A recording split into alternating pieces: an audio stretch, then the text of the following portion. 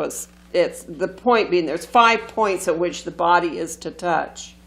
5 points of fellowship embrace.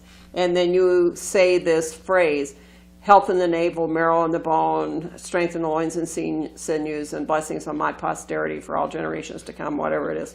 And this little ditty you say. Okay, that was the climax of the ceremony.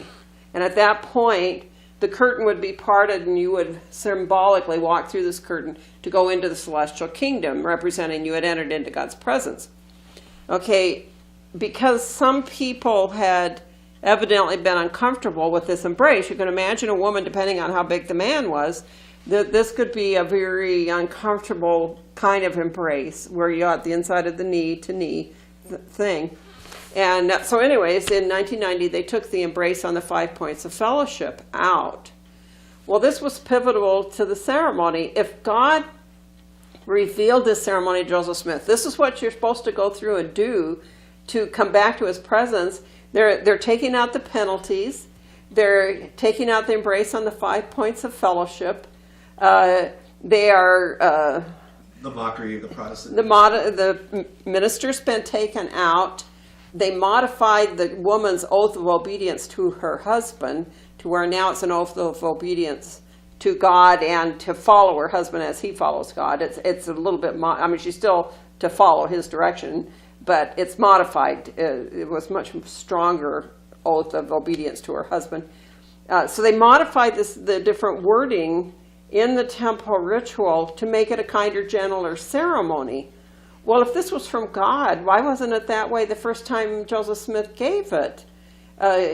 In Joseph Smith's day, it wouldn't have been more acceptable to had a full tub washed down in oil and the embrace and the slitting the throat and all this.